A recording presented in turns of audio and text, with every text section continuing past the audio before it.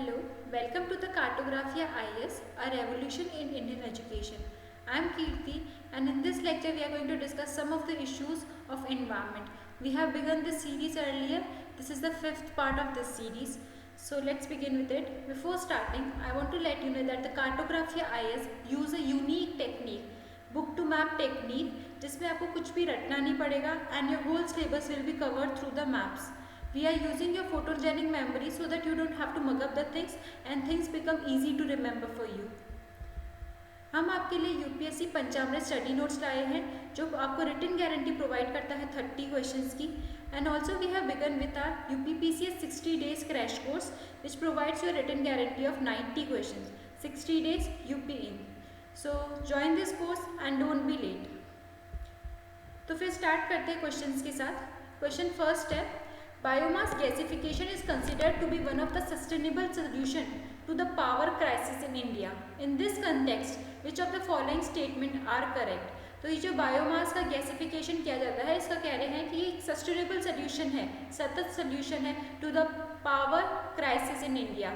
तो इसमें से कौन सा स्टेटमेंट सही है? पहला है coconut shells, groundnut shells and rice husk can be used in the biomass gasification. Second is the combustible gases generated from the biomass gasification consist of hydrogen and carbon dioxide only. Third is combustible gases generated from the biomass gasification can be used for direct heat generation but not in internal combustion engines. तो देखिए, अगर मैं आपको इस concept का समझाऊँ तो इसमें क्या किया जाता है कि जो बायोमास होता है जो हमें मिलता है उसको ये बर्न करते हैं गैसिफिकेशन तरीके से. तो ये कह रहे हैं कि ये पावर क्राइसिस को सॉल्व करने के लिए कितना सही कितना है. तो इसमें क्या यूज़ होता है? कोकोनट शेल्स यूज़ होते हैं, ग्राउंडनट शेल्स यूज़ होते हैं, राइस हस्क यूज़ होता है फॉर दिस प्रोसेस. ठीक है, पर इसमें कहा गया है कि सिर्फ hydrogen and carbon dioxide he gas generated होती है. तो ये गलत है. वैसे भी है ना, अगर यूपीएससी में देखो तो अगर जहाँ पे भी आपको ये एक्सट्रीम सिचुएशंस दिखे, एक्सट्रीम सेंटेंसेस दिखे जैसे कि ओनली, तो ये गलत होते हैं. ठीक है, तो हमें ये देखना है कि ये जो हाइड्रोजन और कार्बन डाइऑक्साइड ओनली बोला है ये गलत है. तीसरा है द गैसेज जो जनरेट होती है ये direct use for direct heat generation के लिए कर सकते हैं but not in internal combustion engines के लिए. तो ये भी गलत है बिकॉज ये इंटरनल कंबशन इंजन्स के लिए भी यूज़ किया जाता है. तो आंसर इज वन ओनली. ठीक है, तो इसमें coconut shells, groundnut shells and rice husk तीनों का यूज़ होता है. अगर यहाँ पे लिखा होता है ना कि इंटरनल कंबशन इंजन्स के लिए यूज़ कर सकते हैं तो फिर अपना सही होता है. और इसमें साथ ही साथ और भी गैसेस का रिलीज होता है, इसलिए first option is correct, A one only. Second question is given below are the names of 4 energy crops which one of them can be cultivated for ethanol. ठीक है, तो एथेनॉल के लिए कौन कौन से क्रॉप्स यूज़ किए जाते हैं इनमें से 4 ऑप्शन दिए हुए हैं. अपन को एक बताना है कि कौन सा एक एनर्जी क्रॉप यूज़ होता है. तो देखो, जेट्रोफा नहीं होता है, ये सनफ्लावर भी नहीं होता, मेज होता है. मेज होता है. Maize is a energy crop that is used for ethanol production. तो देखिए, ethanol is a renewable fuel. Renewable fuel जो रिन्यूएबल बार बार हमें मिलता रहता है, made from the various plant material collectively known as biomass. Energy crops that can be cultivated for ethanol is maize. और ये किससे प्रोड्यूस होता है? एथेनॉल फर्मेंटेशन से और डिस्टिलेशन से. ठीक है, और maize ethanol results in lower green house gases emission than the gasoline and it is fully biodegradable also. तो ये बहुत इंपॉर्टेंट क्वेश्चन है. एथेनॉल के बारे में बार बार पूछा जाता है क्योंकि हम जब इस तरीके के ऑप्शंस को ढूंढ रहे हैं जहाँ पे लो ग्रीन हाउस गैसेस का एमिशन हो, वहाँ पे एथेनॉल मेज से बनाने जाना एक इम्पॉर्टेंट रिसर्च है.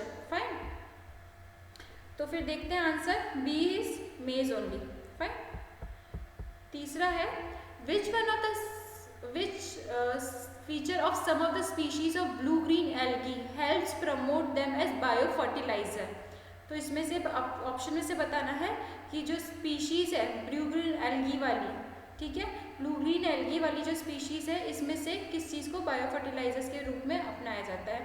They convert atmospheric methane into ammonia which the crops plant can absorb readily. Second is they induce the crop plants to reduce the enzymes which help convert atmospheric nitrogen to nitrates. Third option is they have the mechanism to convert the atmospheric nitrogen into a form that the crop plants can absorb readily. And fourth is they induce the roots of the crop plants to absorb the soil nitrates in a larger quantities. देखिए blue green algae होता क्या है, आपको भी पता है कि जो अगर मरीन जो भी ओशंस होते हैं या सीज होते हैं वहाँ पे हमको ऊपर जो सरफेस पे ऐसे ग्रीन कलर के प्लांट्स दिखते हैं ना, ये प्लांट्स होते हैं और ये फोटोसिंथेसिस करते हैं। तो जैसे हमारे लैंड पे हमारे पास प्लांट्स हैं जो हमारे लिए हमारे को रेस्पिरेशन के लिए ऑक्सीजन प्रोवाइड करते हैं। सेम चीज़ अगर ओशंस में देखो तो ये ब्लू ग्रीन एल्गी काम करता है कार्बन डाइऑक्साइड को ऑब्जॉर्व करने का, दैट इज़ वाई इसको कार्बन सिंक भी कहते हैं, और ये रिलीज करता है ऑक्सीजन। तो ऑक्सीजन वाटर बॉडी में रहे, इसका काम करता है ब्लू ग्रीन एल्गी। तो अब देखते हैं इसमें पूछ रहा है कि अगर which feature of some species of blue green algae helps promote bio fertilizers. तो इसमें देखें जो ब्लू ग्रीन एल्गी होती है ना, जो ब्लू ग्रीन एल्गी होती है वो एटमॉस्फेरिक नाइट्रोजन को कन्वर्ट कर देती है ऐसे फॉर्म में जिसके कारण प्लांट्स उसको ईजिली ऑब्जॉर्व कर पाए। ठीक है, आप समझे, ब्लू ग्रीन एल्गी जो होती है वो एटमॉस्फेयर में जो नाइट्रोजन होता है उसको कन्वर्ट कर देती है इस फॉर्म में ताकि जो क्रॉप प्लांट्स होते हैं उसको ईजिली ऑब्जॉर्व कर पाए। तो आंसर विल बी सी। ठीक है, अगला क्वेश्चन है consider the following statements. Agriculture soil release nitrogen oxides into environment, second is cattle release ammonia into environment, and third is poultry industry release reactive nitrogen compounds into environment. तो इसमें से कौन सा सही ऑप्शन है? तो अगर अपन देखें तो एग्रीकल्चर की जो सॉइल होती है ना, हम जनरली देखते हैं कि सॉइल में नाइट्रोजन फिक्सेशन होता रहता है, तो साथ ही साथ कई बार नाइट्रोजन ऑक्साइड रिलीज हो जाती है एनवायरनमेंट में। ठीक है, तो एग्रीकल्चर सॉइल जो होती है वो रिलीज करती है nitrogen oxide into environment. Secondly ये भी हमें पता है ये जो कैटल होते हैं जनरली जो जब वो खाना खाते हैं चू करते हैं तो साथ में वो अमोनिया गैस को भी रिलीज करते हैं। ठीक है, तो कैटल रिलीज अमोनिया, ये भी सही है। तीसरा है पोल्ट्री इंडस्ट्री जो होती है वो reactive nitrogen compounds into environment, yes ये भी सही है। जो पोल्ट्री इंडस्ट्रीज होती है वो भी साथ साथ में जो नाइट्रोजन होती है वो एनवायरनमेंट में रिलीज करती है। तो आंसर इज डी 1 2 3 ऑल। तो एक बार डिटेल में जान लेते हैं। जो नाइट्रस ऑक्साइड होता है is emitted into the atmosphere जब बायोमास बर्निंग होता है। ठीक है, और बायोलॉजिकल प्रोसेसेस होते हैं सॉइल में, तो जैसे नाइट्रोजन फिक्सेशन हुआ, नाइट्रेट्स नाइट्राइट को कन्वर्ट होता है, अमोनिया में कन्वर्ट होता है, तो ये सब सॉइल में जब कन्वर्ट होता है तो नाइट्रस ऑक्साइड एनवायरनमेंट में रिलीज होता है। और साथ ही साथ ऐसा बिलीव किया जाता है कि जब जो कैटल होता है, cattle is release both ammonia और मीथेन दोनों ही एटमॉस्फेयर में रिलीज करते हैं। ठीक है, ये रूमिनेंट एनिमल्स कहलाए जाते हैं, do not efficiently utilise their dietary nitrogen. ठीक है, तो जो एक्सेस नाइट्रोजन होते हैं वो fed into the form of feed protein is excreted in the manure, तो मेन्योर के टाइम पे ये रिलीज करते हैं, फाइन, अमोनिया मीथेन सब। Next question is in the context of proposal to the use of hydrogen enrich CNG HCNG जिसको कहते हैं as a fuel for buses in the public transport, consider the following statement. हमने recently भी देखा था दिल्ली में ये जो पब्लिक बसेस होती है DTC की बसेस होती है, इनके बारे में प्रपोजल चल रहा है कि इनमें अभी हम हाइड्रोजन वाला CNG यूज़ करेंगे। क्यों? डेफिनेटली अगर हम ये यूज़ कर रहे हैं इस टाइम पे तो उसका एक पर्पज़ तो मेक श्योर है कि इससे लेस पोल्यूशन होता होगा। ठीक है, पर इसको आप ये भी सोच सकते हैं कि अगर आप हाइड्रोजन के साथ इसको CNG को अगर कंप्रेस करके कर रहे हैं तो साथ ही साथ इसका कॉस्ट इंक्रीज हो सकता है, इसका कॉस्ट इंक्रीज हो सकता है। तो ये दो पिक्चर तो हमें इसके इजीली आइडेंटिफाई कर दी। अब ऑप्शन पढ़ते हैं। The main advantage of use of CNG is the elimination of carbon monoxide emissions. Okay, CNG as a fuel reduces carbon dioxide and hydrocarbon emission. Third is hydrogen up to the 1/5 by volume can be blended with CNG as a fuel for buses, and CNG makes the fuel less expensive than the CNG. ठीक है, HCNG अगर less expensive बना देता है CNG से, ये तो option सीधा ही गलत है। तो अपन को फोर्थ वाला ऑप्शन हटाना है, तो C और D एलिमिनेट हो गए। अब बचा 1 ओनली या 2 और 3 ओनली। अब देखना कौन सा सही हो सकता है। ये कह रहा है कि अगर हम HCNG यूज़ करेंगे तो टोटल एलिमिनेशन हो जाएगा कार्बन मोनोऑक्साइड का। ऐसा तो अभी टेक्नोलॉजी नहीं आई है कि टोटल एलिमिनेशन CO का हो जाए, कार्बन मोनोऑक्साइड का हो जाए। तो 1 इज ऑल्सो रॉन्ग। क्या बचा 2 and 3। देखो CNG HCNG as a fuel reduces carbon dioxide, हाँ रिड्यूस जरूर कर सकता है पर ऐसे नहीं कह सकते एलिमिनेट करता है, एंड हाइड्रोकार्बन का एमिशन भी। साथ ही साथ hydrogen up to 1/5 by volume can be blended with CNG as a fuel for buses. तो जो हमने बोला DTC की बसेस में साथ में 1/5 जो होगा वो हाइड्रोजन होगा और बाकी CNG होगा। It will reduce the pollution and at the same time जो कार्बन डाइऑक्साइड हाइड्रो का एमिशंस होते हैं इनका भी एमिशन कम होगा। तो answer is B 2 and 3 only. Next question is which of the following statement are correct about the deposit of methane hydrate. Methane hydrate हमने रिसेंटली भी देखा था जब ये न्यूज़ में था, जब आइसलैंड वाला जो एरिया है, जैसे वर्ल्ड मैप में जब आप देखोगे तो आइसलैंड वाला जो एरिया है वहाँ पे जब अब मेल्टिंग हो रही है, मेल्टिंग क्यों हो रही है, क्योंकि ग्लोबल वार्मिंग हो रही है। ग्लोबल वार्मिंग होने के कारण जो ये आइस है मेल्ट होना स्टार्ट हुई है, तो जो आइस के नीचे वाला सरफेस है, बेस सरफेस है ना, तो वहाँ पे कहीं ज़्यादा मीथेन हाइड्रेट डिपॉजिटेड होते हैं। ठीक है, अगर हमने जैसे ही, जिसको हम सुनते भी है परमाफ्रॉस्ट करके, ठीक है, अब जैसे ही अभी रिसेंटली जब रशिया में भी ऑयल स्पिल हुआ था तो ये कह रहे थे कि जो परमाफ्रॉस्ट जो पहले से जो स्टिक थे बिल्कुल ऐसे फ्रोजन थे, अब वो रिलीज हो रहे हैं, मतलब वो मेल्ट हो रहे हैं। क्यों हो रहे हैं, क्योंकि ग्लोबल वार्मिंग हो रही है। उसके कारण जो एक शिप था जो मूव कर रहा था रशिया के ओशन से, ठीक है, रशिया के वहाँ पे जो सी है उस वहाँ से जब मूव कर रहा था तो वो जब ये परमाफ्रॉस्ट मेल्ट होने वाली कंडीशन में थी तो वो डिस्टेबल हो गया, इंस्टेबल हो गया ये शिप। तो उसके कारण जो इसका रीज़न बताया था कि परमाफ्रॉस्ट जो मेल्टिंग हो रही है ग्लोबल वार्मिंग के कारण, उसका रीज़न है कि ये इसके साथ आप देखते हैं इसके साथ कंडीशंस क्या है। Global warming might trigger the release of methane gas from the deposit. Okay, large deposit of methane hydrate are found in Arctic tundra and under the sea floor. Third is methane in atmosphere oxidizes to carbon dioxide after a decade or two. देखिए पहला option तो मैंने आपको समझा दिया कि global warming के कारण जो मीथेन गैस रिलीज हो रही है मीथेन हाइड्रेट से, ये सही है। सेकेंड ऑप्शन भी हम समझ ही गए, जनरली आइसलैंड्स वाला एरिया बोला, और साथ ही साथ मैंने आपको ये वाला आर्टिक वाला एरिया बताया, और रशिया के यहाँ पे भी जो एरिया है वहाँ पे भी जो आइसलैंड वाला पार्ट है जो बिल्कुल हमेशा फ्रॉस्ट रहता है, ठंडा रहता है, वहाँ पे जनरली हमें ये आइसी वाला एरिया में हमें ये मिलता है। ठीक है, मीथेन हाइड्रेट विच इज़ ऐसे डिकम्पोज हो चुका है, उसके ऊपर आइस आ चुकी है, डिकम्पोज हो चुका है जो फॉसिल्स होते हैं और उसके ऊपर आइस है। जैसे ही अब ग्लोबल वार्मिंग हो रही है ये मेल्ट हो रहा है, this methane hydrate part is coming to the surface, this permafrost part is coming to the surface. तो अब ये देखते हैं सेकेंड ऑप्शन भी सही है। तीसरा है methane in atmosphere oxidises to carbon dioxide after a decade और टू, ये भी सही है। ये जो मीथेन होता है in the atmosphere carbon dioxide बन जाता है आफ्टर अ 10-20 ईयर्स। तो ऑप्शन इज 1, 2, 3 D 1। नेक्स्ट देखते हैं, consider the following carbon monoxide, methane, ozone और sulphur dioxide. Which of the following are release into the atmosphere due to the burning of crop और biomass residue. तो इनमें से कौन सी gas release होती है? देखो कार्बन डाइऑक्साइड भी होती है, कार्बन मोनोऑक्साइड भी होती है, मीथेन भी होती है, ओजोन भी होती है और सल्फर डाइऑक्साइड होती है।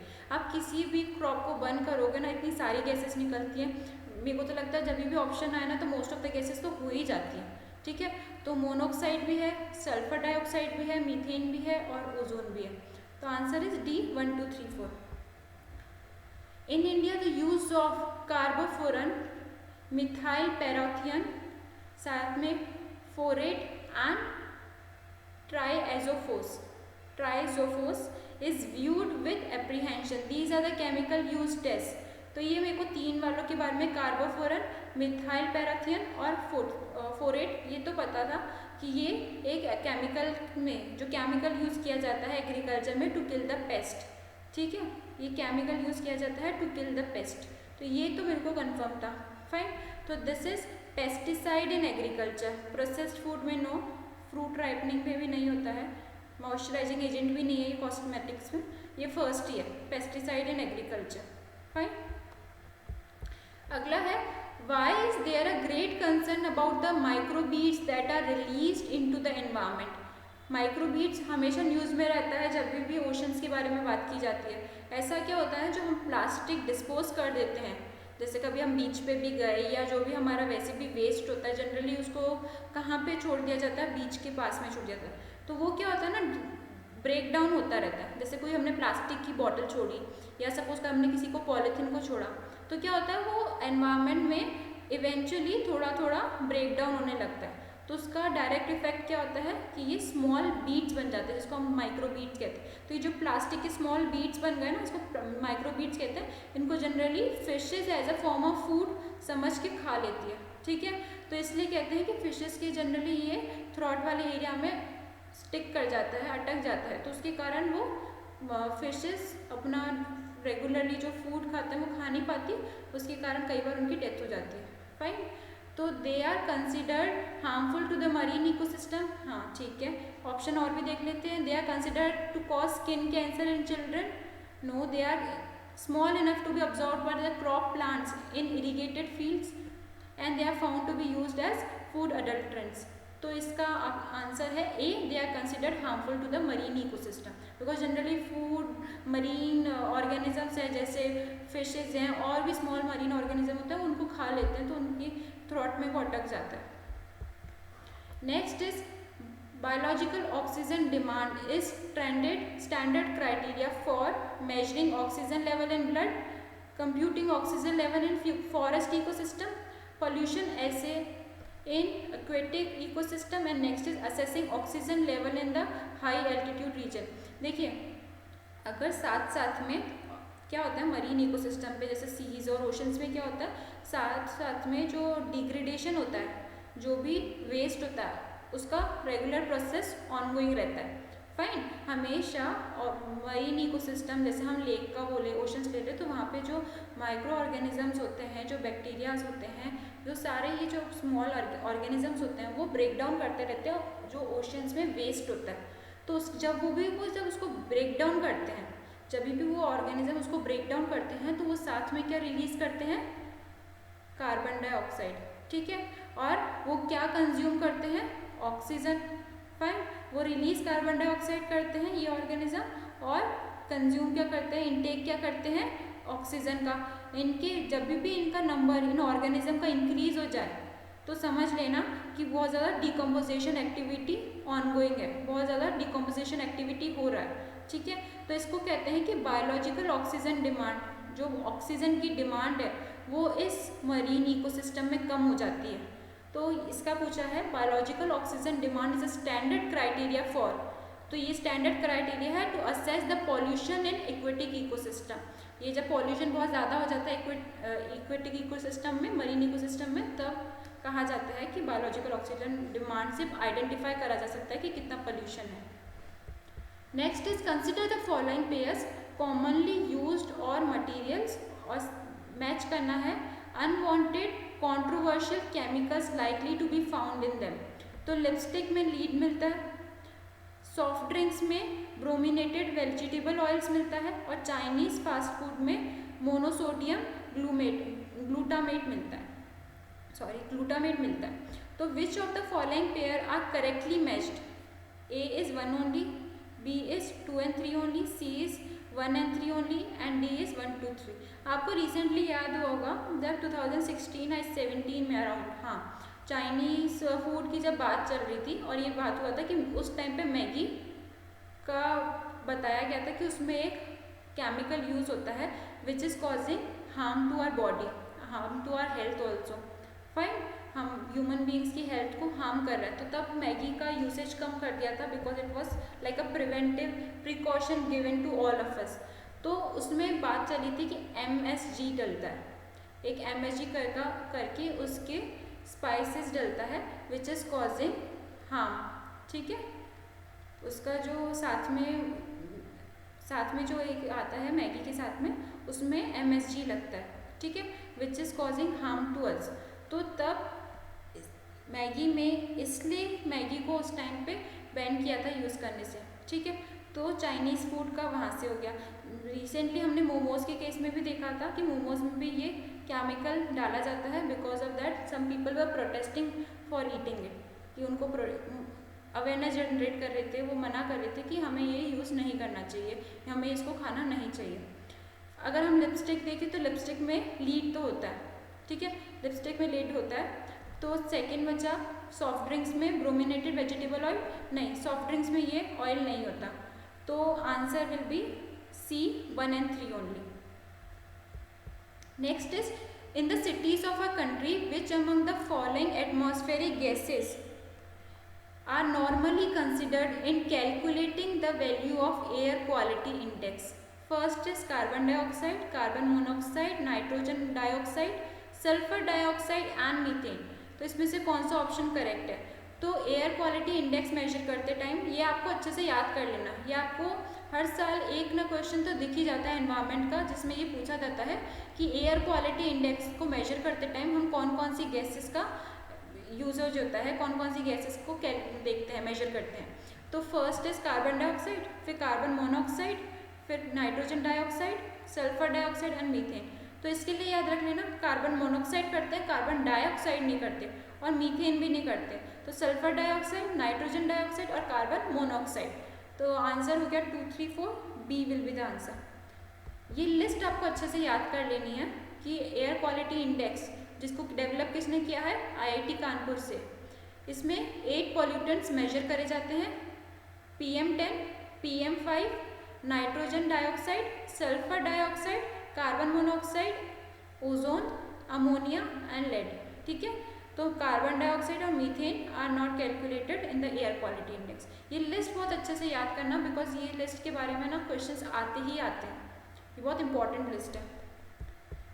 With reference to the fly ash produced by the power plants using coal as a fuel, which of the following statement are correct? ठीक है, तो फ्लाई ऐश जो प्रोड्यूस होती है पावर प्लांट्स की तरह, जब पावर प्लांट्स में कोल का बर्न होता है तब fly ash as a bio product release होती है। तो इसमें से कौन सा स्टेटमेंट उसके लिए ठीक है? It can be use in the production of bricks for building construction.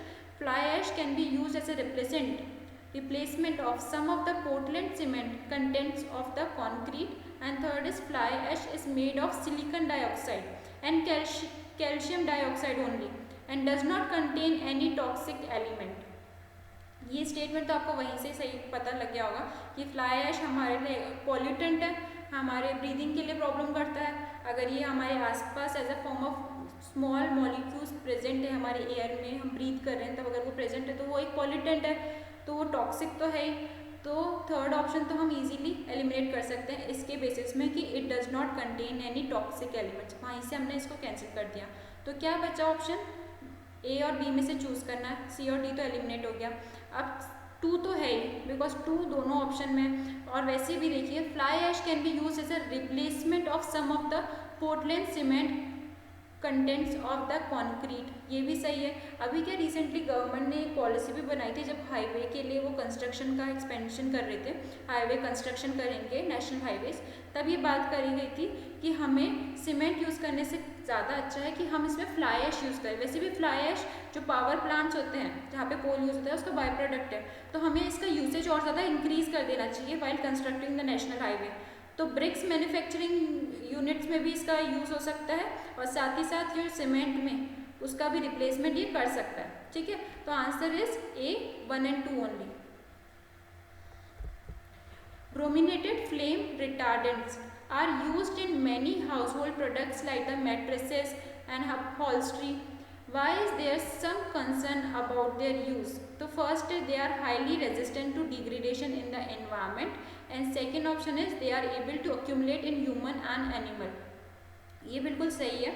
देखो ये इसलिए हम यूज़ कर इसको प्रिवेंट करा जाता है, इसके लिए अवेयरनेस जनरेट करिए कि हमें इसका यूज़ कम करना चाहिए। जो ब्रोमिनेटेड फ्लेम रिटार्डेंट्स होते हैं जो जनरली मैट्रेसेस में होते हैं, जो हमारे मैट्रेसेस होते हैं जिसमें हम सोते हैं उसमें ये होता है, तो जो अगर ये होते हैं ह्यूमन बींग्स में एक्यूमुलेट कर जाते हैं और एनिमल्स में भी ये जो रिटार्डेंट्स होते हैं ये एक्यूमुलेट कर जाते हैं। साथ ही साथ ये डिग्रेड भी नहीं होते एनवायरनमेंट में, जनरली बहुत लेट और बहुत ओवर द ईयर्स जब जाके ये डिग्रेड होते हैं, तो ये एनवायरनमेंट के लिए सही नहीं है। साथ ही साथ ह्यूमन एंड एनिमल की हेल्थ के लिए भी ठीक नहीं है। तो answer is C both A and B. Fine. Which of the following add carbon dioxide to carbon cycle on the planet Earth? तो कार्बन डाइऑक्साइड ऐड कौन कर रहा है पूरे एनवायरनमेंट में अर्थ पे? ठीक है, वॉल्केनिक एक्शन, रेस्पिरेशन, फोटोसिंथेसिस और डिके ऑफ ऑर्गेनिक मैटर। एक चीज़ तो क्लियर है, या तो रेस्पिरेशन होगा या फोटोसिंथेसिस होगा। तो फोटोसिंथेसिस प्लांट्स करते हैं, वो क्या करते हैं, कार्बन डाइऑक्साइड का कंज्यूम करते हैं, वो इनटेक करते हैं, तो वो तो अपना कंज्यूम कर रहे हैं, तो वो ऐड तो नहीं कर रहे अर्थ में, तो ये फोटोसिंथेसिस एलिमिनेट हो गया। तो हमारा ए ऑप्शन भी एलिमिनेट हो गया और डी भी हो गया। ओनली लेफ्ट इज 2 ओनली और 1 to 4 ओनली। अब देखिए वॉल्केनिक एक्शन जो होते हैं, वॉल्केनिक इरप्शन होता है, या साथ ही साथ रेस्पिरेशन के टाइम पे भी human beings they are always कि रेस्पिरेशन के टाइम पे भी always carbon dioxide is coming out. Then decay of organic matter के टाइम पे भी कार्बन डाइऑक्साइड का हमेशा रिलीज होता है। फाइन, तो answer will be C 1 to 4 only. Which of the following are some important pollutant released by the steel industry in India? Steel industry कौन कौन से pollutants को रिलीज करती है? अब pollutants के बारे में पूछे ना तो ऑलमोस्ट सारे pollutants आ जाते हैं, इसमें आपको एलिमिनेट करने के लिए बहुत कम ऑप्शन बचते हैं। तो देखो सल्फर डाइऑक्साइड का भी रिलीज होता है, एमिशन होता है, पोल्यूटेंट है वो भी, नाइट्रोजन डाइऑक्साइड भी है, देन अगेन कार्बन मोनोऑक्साइड भी है और कार्बन डाइऑक्साइड भी है। तो हर इंडस्ट्री में बहुत स्पेसिफिकली याद करना पड़ता है कि कौन सी इंडस्ट्री में से कौन सा पोल्यूटेंट रिलीज हो रहा है। फाइन, जनरली अगर हम बायोमास के बारे में पूछा जाता है कि बायोमास से कौन सा पोल्यूटेंट रिलीज होता है, तो उसमें भी कई सारी गैसेस हैं, हार्डली कोई ऐसी गैस होती है जो रिलीज नहीं होती है और जो पोल्यूटेंट नहीं होती है। सेम स्टील इंडस्ट्री के लिए पूछा जाता है, तो ये भी आपको याद रखना है। और एक याद रखना है कि एयर क्वालिटी इंडेक्स में कौन कौन सी गैसेस का मेजरमेंट किया जाता है, कौन सी कैसी गैसेस का एनालाइज किया जाता है कि वो पोल्यूटेंट है और उनका लेवल कितना है एयर में। 19 question, acid rain is caused by the pollution of environment by. अब जब एसिड रेन होती है ना तो वाटर ड्रॉपलेट के साथ कौन सी गैसेस अर्थ पे आ जाती है और वो रेन को एसिडिक बना देती है। तो आंसर इज 2 गैसेस होती हैं, एक तो नाइट्रस ऑक्साइड होती है और एक सल्फर डाइऑक्साइड होती है। ठीक है, ये याद रख लो, वाटर के साथ कौन सी चीज़ें कौन सी गैसेस आती है, नाइट्रस ऑक्साइड आती है और सल्फर डाइऑक्साइड आती है, ये तो याद करना है, इसमें कोई कॉन्सेप्ट नहीं है, बहुत इंपॉर्टेंट भी है पर बहुत फ्रीक्वेंटली पूछा जाता है। साथ ही photochemical smog is the resultant of the reaction among. देखो फोटो का मतलब क्या होता है, सीधा लाइट और केमिकल, तो लाइट और केमिकल के साथ जो स्मॉग बनता है, लाइट और केमिकल के रिएक्शन के साथ साथ जो स्मॉग बनता है, इनका जो इम्पैक्ट होता है स्मॉग बनने में, वो कौन से रिएक्शन के थ्रू होता है। तो इसमें आपको बहुत सिंपल से याद रखना है, इसमें पूछा गया है NO2O3 और peroxy acetyl nitrate in the presence of sunlight. ये रिएक्शन है, इसको कुछ कुछ एनवायरनमेंट में आपको रिएक्शंस को कुछ ऐसे, जैसे मैंने आपको प्रीवियसली भी बताया कि कुछ कौन सी गैसेस रिलीज होती है पर्टिकुलर रिएक्शन से, पर्टिकुलर एक्टिविटी से। जैसे मैंने अभी बताया कि अगर ब्रिक मेकिंग इंडस्ट्री है तो वहाँ से कौन सी गैसेस रिलीज होती है, स्टील मेकिंग इंडस्ट्री है तो वहाँ पे कौन सी गैसेस रिलीज होती है जब कोल को भी बर्न करा जाता है। तो ये आपको याद रख लेना। फोटोकेमिकल स्मॉग जो होता है उसमें से कौन से गैसेस का रिएक्शन से होता है, एक तो NO2O3 और पैरोक्सिल एसिटिल नाइट्रेट। ठीक है, next is which of the following can be found as a pollutant in the drinking water in some parts of India. बहुत हमेशा न्यूज़पेपर में रहता है, हिंदू पेपर में देखो ऐसा आता है कि आज जब ग्राउंड वाटर का यूसेज बहुत ज़्यादा हो गया है हम लोगों की लाइफ में, जब ग्राउंड वाटर का यूसेज बहुत ज़्यादा हो गया है तो जो नीचे सेटल डाउन पॉल्यूटेंट होता है, जो हार्मफुल केमिकल होता है लाइक वो फ्लोराइड, वो कहीं पे मिल रहा है। जैसे हिंदू में भी आता रहता है कि जैसे तमिलनाडु में और जैसे कर्नाटका वाले स्टेट में जब वहाँ पे फार्मर्स बहुत ज़्यादा यूज़ कर रहे हैं ग्राउंड वाटर का, तो उनके वाटर में जो फ्लोराइड का क्वांटिटी है वो बहुत ज़्यादा मिल रहा है। ये भी दिखता है, आर्सेनिक भी मिलता है। रिसेंटली भी हिमाचल प्रदेश और ये वाले स्टेट्स में भी आया था न्यूज़ में कि आर्सेनिक मिल रहा था, तो ये हेल्थ के लिए सही नहीं है। ठीक है, तो हमें यह पता चला 1 है और 3 है। ठीक है, ये सॉर्बिटॉल नहीं है, सॉर्बिटॉल तो बिल्कुल भी नहीं है, ना ही फॉर्मेल्डिहाइड है। ठीक है, ना ही फॉर्मेल्डिहाइड है, तो कौन सा बचा, यूरेनियम। यूरेनियम भी मिलता है राजस्थान में भी, जनरली वाटर में, ग्राउंड वाटर में यूरेनियम मिलता है। तो आंसर इज 1, 3 और 5, तो सी।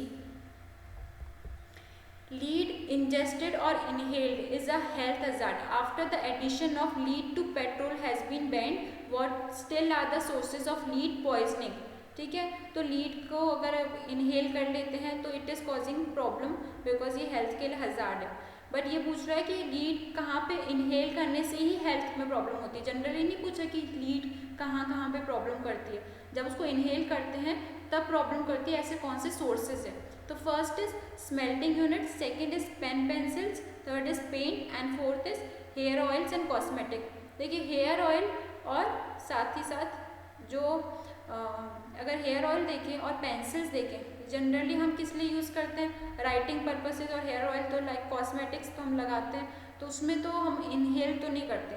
पर जो पेंट्स होते हैं और जो स्मेल्टिंग यूनिट है उसका डायरेक्ट उसमें जब यूसेज किया जाता है तो उसके वहाँ से हमको इनहेल करके वो gases it is causing us the problem.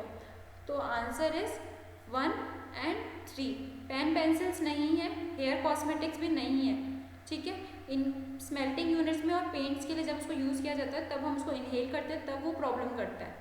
Fine, तो answer is B 1 and 3 only. Next is consider the following statement, chlorofluorocarbon known as the ozone depleting substances are used in the production of plastic foams, in the production of tubeless tires, in cleaning certain electronic components and as pressurizing agents in aerosol cans। तो इनमें से कौन सा, देखिए इसमें से बस एक ही चीज़ है ट्यूबलेस टायर्स, वहाँ पे हम फ्लोरोकार्बन का यूज़ नहीं करते हैं। प्लास्टिक फोम्स में भी करते हैं, इलेक्ट्रॉनिक कंपोनेंट्स में भी जनरली हम देखते हैं कि फ्रिज जो होती हैं उसमें भी क्लोरोफ्लोरोकार्बन का as a cooling agent use होता है। साथ ही साथ एरोसॉल कैंस में भी as a pressurising agent use करा जाता है, ठीक है। तो एक बार देख लेते हैं कहाँ पे CFC यूज़ होता है। It is a non toxic और non flammable chemical contain atoms of carbon, chlorine और फ्लोरीन, ठीक है। कहाँ पे यूज़ होता है, एरोसॉल स्प्रे में ब्लोइंग एजेंट है, साथ ही साथ ये रेफ्रिजरेटर में यूज़ होता है, डिक्रीजिंग एजेंट है, और ये क्लीनिंग एजेंट भी है इलेक्ट्रॉनिक कंपोनेंट्स के लिए, ठीक है। तो ये कहाँ पे हुआ, बस ट्यूबलेस टायर्स में नहीं हुआ। तो आंसर इज C134। तो उम्मीद करती हूँ आपको ये लेक्चर अच्छा लगा होगा और आपको एनवायरनमेंट के और कॉन्सेप्ट्स आपको नए समझ में आए होंगे, क्लियर हुए होंगे। और एनवायरनमेंट में आपको ये चीज़ अच्छे से याद रखनी है कि जैसे एयर क्वालिटी इंडेक्स मैंने बताया, इसमें कौन कौन सी 8 गैसेस है जिसको मेजर करा जाता है। आपको ये याद रखना है कि कौन सी इंडस्ट्री से कौन सा पॉल्यूटेंट रिलीज होता है। फाइन, जैसे अगर हम हमेशा देखते हैं जो विंटर्स टाइम पे जो गैसेस आती हैं from the nearby state, surrounding state like Punjab, Haryana, Uttar Pradesh, when the farmers are burning their crops residue, तो वो कौन कौन सी गैसेज होती हैं। जनरली आपको ये याद रखना है कि जैसे कोल की इंडस्ट्री से, कोल के बर्न करने से कौन सी गैसेस रिलीज होती है, स्टील इंडस्ट्री में कौन सी गैसेस रिलीज होती हैं, बस स्पेसिफिकली ओवरऑल याद रख लेना, दैट विल बी इनफ। और AQI वाली कौन सी गैसेज है, बस, ठीक है। तो उम्मीद करती हूँ आपको ये लेक्चर अच्छा लगा होगा और अच्छे से समझ में भी आया होगा। You can, if you want to join UPPC 60 days crash course or UPSC Panchamrit study notes, so you can click on the link in the description box or you can contact on this number, and you can also connect with us on the Twitter, Facebook, Instagram and YouTube. चलिए, have a nice day. Thank you for watching.